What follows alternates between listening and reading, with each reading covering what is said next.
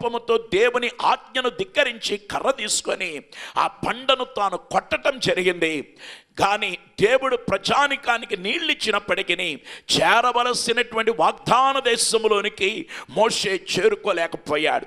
ఆ రీతిగా దేవుని ఆజ్ఞకు అవిధేయుడుగా మోషే మనకు కనబడుతూ ఉన్నాడన్నమాట. అలాగే తర్వాత మనకు ఒక దావీదు అనే వ్యక్తి కనబడుతున్నాడు. గొప్ప భక్త కవి అన్నమాట ఆయన గారు. అలాగే గొప్ప ప్రవక్త, మంచి ఆత్మీయంగా సాగుతూ ఉన్నాడు. కానీ ఒక భయానకమైన సన్నివేశం తన జీవితంలో జరిగింది.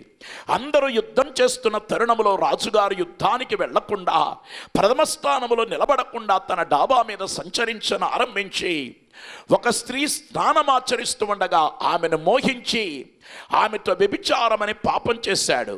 అలాగ వ్యభిచారమని పాపములో పడిపోయాడు. అది మాత్రమే కాదు, ఆమె భర్తను కూడా తానేం చేశాడంటే చంపుట ద్వారా నరహంతకుడయ్యాడనమాట. ఆ రీతిగా దావీదు అనేటటువంటి గొప్ప వ్యక్తి కూడా ఏమైపోయాడంటే పాపములో పడిపోయాడనమాట. తర్వాత ఆ పేతురు అనే ఒక వ్యక్తి క్రొత్త నిబంధనలో మనకు కనబడతాడు. ఒక బలహీన ఘట్టం రానే వచ్చింది. ఆ సమయంలో యేసు ప్రభును భయంకరంగా సిలువ వేస్తూ యేసు ప్రభును నానా చిత్రహింసలు గురి చేస్తున్న తరుణములో, ఇదిగో నీవు కూడా యేసు ప్రభుతో ఉన్నవాడవు కావా అని ప్రశ్నించిన వేళలో ఆ యొక్క పేతురు ఏమన్నాడంటే, యేసు ఎవరో నేను ఎరుగనని చెప్పి ఒక ప్రత్యేకమైన సందర్భములో 2-3 సార్లు అబద్ధమాడుతున్నాడు తాను. ఆ రీతిగా అబద్ధం అనేటటువంటి పాపమును తాను చేస్తున్నాడు అన్నమాట.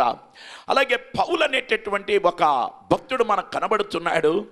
యేసుక్రీస్తును ఎరుగక ముందు తాను హానికరుడు, తాను దూషకుడు, అలాగే తాను హింసకుడు, ఇటువంటి భయంకరమైన జీవన విధానమును జీవిస్తూ క్రైస్తవ సంఘమును కుక్కటి వేళ్లతో సహా పెకలించి వేసి క్రైస్తవ్యం అనేది భూలోక పటములో కూడా లేకుండా చెయ్యాలని అన్ని విధాలుగా ప్రయత్నించినటువంటి వాడు.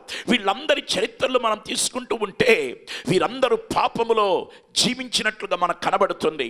అలాగే యోహాన్ అనేటటువంటి ఒక వ్యక్తిని మనం తీసుకుంటే యేసు ప్రభు గారికి చాలా ప్రియమైన శిష్యుడు అన్నమాట. వివిధమైన ప్రత్యక్షతలు తాను పొందుకోవటం జరిగిందన్నమాట. అలాగ వివిధ ప్రత్యక్షతలు తాను దేవుని నుంచి పొందుకున్నప్పటికీ ఒకరోజు దేవదూత కనబడగానే తానేం చేశాడంటే గబుక్కున వెళ్ళి దేవదూత పాదముల మీద పడి ప్రత్యక్షతలు పొందుకొని దైవ సాన్నిధ్యమును అనుభవిస్తూ మర్మములను తెలుసుకున్నటువంటి యోహాను ఇదిగో వెళ్ళి నేరుగా దేవదూత పాదముల మీద పడగా ఆ రీతిగా తానేం చేశాడంటే ఆరాధించవలసిన క్రీస్తును ఆరాధించకుండా ఆరాధన విషయంలో దేవదూత ఆరాధన చేయటానికి తాను నడుం బిగించి సిద్ధమైనప్పుడు ఇదిగో అప్పుడు దేవదూత అతన్ని తిరస్కరించి చెప్పటం జరిగింది, నాకు కాదు నాయన, ఇదిగో యేసు ప్రభుని ఆరాధించాలని తెలియజేయటం జరిగింది. దేవునికి స్తోత్రం. ఆ రీతిగా ఆరాధన విషయంలో పప్పులో కాలేసినటువంటి ప్రత్యక్షతలు పొందుకున్న యోహాను కూడా మనకు కనబడుతూ ఉన్నాడన్నమాట. ఇలా ప్రవక్తలకు అపోస్తులకు తప్పులు పొరపాట్లు జరిగిన చరిత్రలో ఇప్పటి వరకు నేను చెప్పాను. ఎందుకంటే ఇవన్నీ ఈ సీజన్లో చెప్తున్నారు.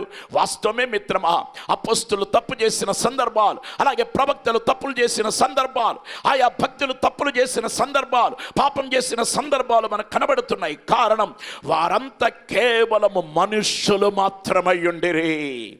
వారందరూ కేవలం నరమాత్రులై ఉండి. అయితే యేసుక్రీస్తు పాపమును గురించి ఆలోచించలేదు, అలాగే పాపమును గురించి మాట్లాడలేదు.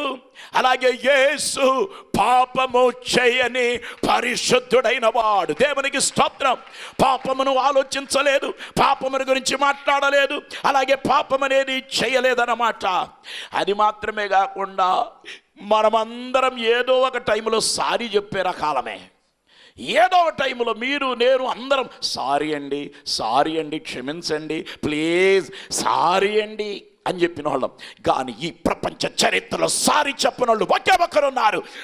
ఆయనే సంపూర్ణ దైవత్వం కలిగిన, సంపూర్ణ మానవత్వం కలిగిన నా ప్రభు అయిన యేసుక్రీస్తు సారీ చెప్పలా.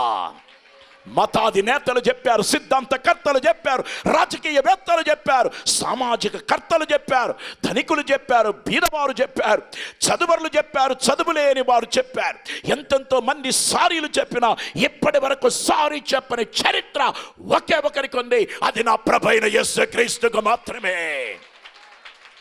హల్లెలూయా, హల్లెలూయా. పొరపాటు ఎన్నడిగిన యేసు ప్రభుకు జరగలా.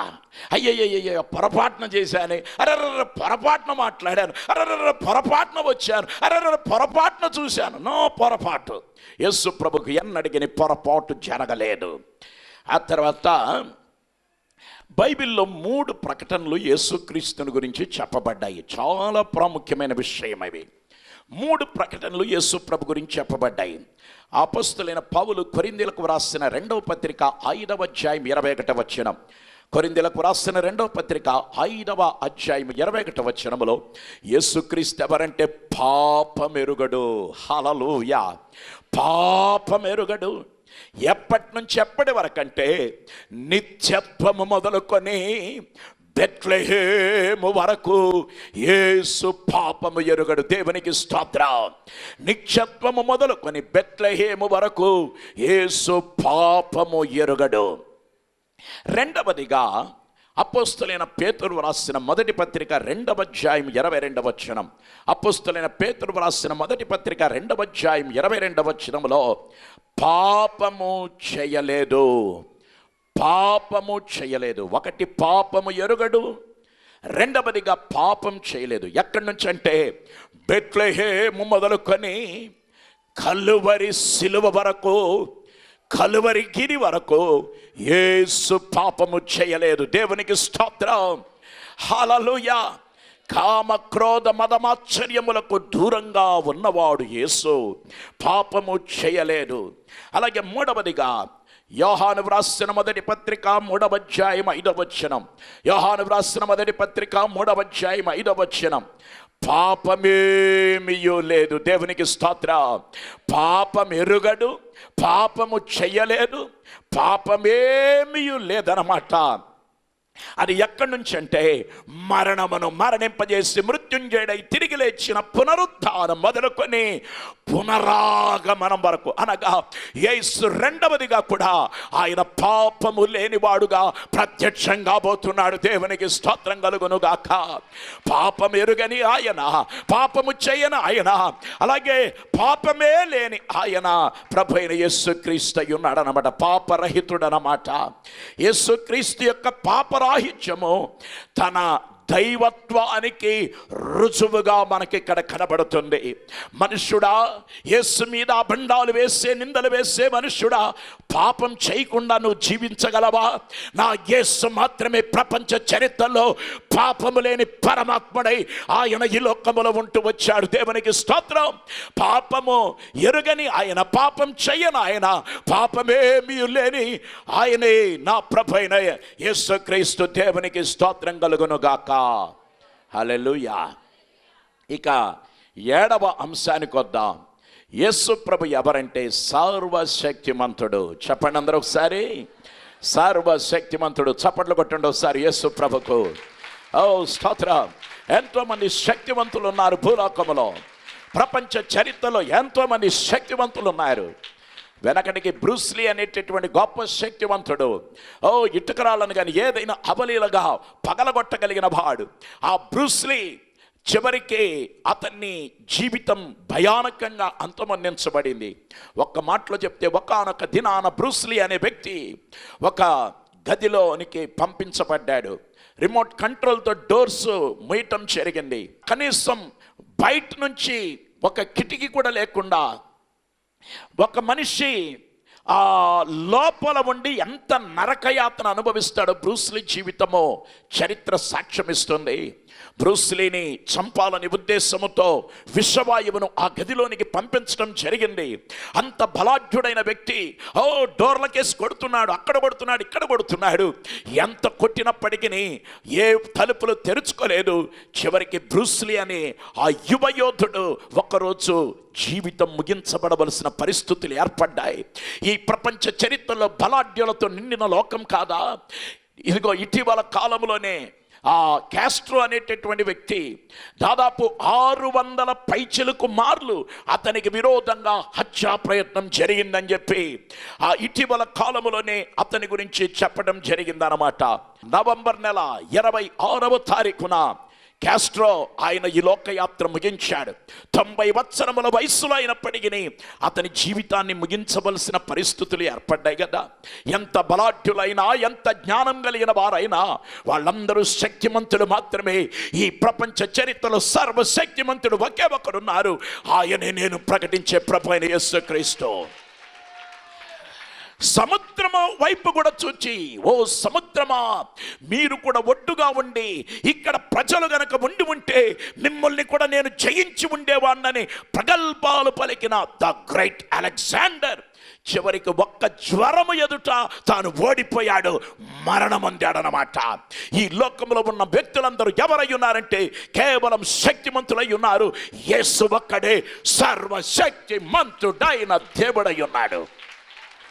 వచ్చే వారం ఈ సర్వశక్తిమంతుని గురించి పూర్ణ వివరాలు మీకు మరిన్ని నేను ఇవ్వబోతూ ఉన్నాను. దేవుని యొక్క 3 ప్రధాన యోగ్యతలే. ఒక దేవునికి ఉండవలసిన అతి ప్రాముఖ్యమైన 3 ప్రధానమైన యోగ్యతలు ఉండాలి. ఒకటి, దేవుడు అనబడిన ఆయన ఎటువంటి వాడై ఉండాలంటే సర్వశక్తిమంతుడై ఉండాలి. హల్లెలూయా. రెండవదిగా, దేవుడు ఎవరై ఉండాలంటే సర్వవ్యాపి అయి ఉండాలి. సర్వవ్యాపకం కలిగిన వాడు, ఎక్కడికైనా వెళ్ళగలిగినటువంటి సర్వవ్యాపి అయి ఉండాలి. అలాగే మూడవదిగా, దేవుడు ఎవరై ఉండాలంటే సర్వజ్ఞాని అయి ఉండాలి. ఈ 3 దైవత్వం యొక్క గుణ లక్షణములు మూర్తిభవించిన వ్యక్తిత్వమే, దైవత్వమే నా ప్రభు అయిన యేసుక్రీస్తుదే. మరలా చెప్తున్నాను, వచ్చే వారం ఈ 3 మనం ఎన్ని ధ్యానించబోతున్నాం. దేవుడు ఎవరంటే ఆయన సర్వశక్తిమంతుడై ఉండాలి, ఆయన సర్వవ్యాపి అయి ఉండాలి, ఆయన సర్వజ్ఞాని అయి ఉండాలి. ఈ విషయాలను రాను దినాల్లో నేర్చుకుందాం. దేవుడు మీ కుటుంబాలలో తన దైవత్వముతో మీకు ప్రత్యక్షమవునుగాక. మీరు కూడా నా యేసును ఆరాధించుదురుగాక. యేసు ఒక్కడే ఆరాధనకు యోగ్యుడు. God bless you. దయగలిగిన మా తండ్రి, ఇరుగో ప్రభువా, ఈ దినాన్న క్రీస్తులో ఉన్న దైవత్వాన్ని గురించి మరోమారు మాతో మాట్లాడారయ్యా. పాపరహితుడమైన క్రీస్తు ఎంతోమంది పాపం చేసి అందరూ దేవుని కృపను పొందలేకపోతుండగా మీరు పాపరహితుడుగా లోకానికి వచ్చారు. సర్వశక్తితో సమస్తమును జరిగించారు. సమస్తమును సమకూడి నీ ప్రజానికానికి ఈ వత్సరం ముగించకముందే మేలుకరంగా పరిణమించులాగున సహాయం చేయమని యేసు దివ్య నామములు వేడుకొనుచున్నాము తండ్రి. ఆమేన్. దేవుడు మిమ్మను బహుగా వర్ధిల్ల చేయునుగాక. ఆమేన్. మీ ప్రార్థన అవసరతలకై మమ్మలను సంప్రదించవలసిన మా చిరునామా: పాస్టర్ పిటి వర్గీస్, ప్రేమ సువార్త ప్రార్థనా మందిరం, భానునగర్, విజయవాడ.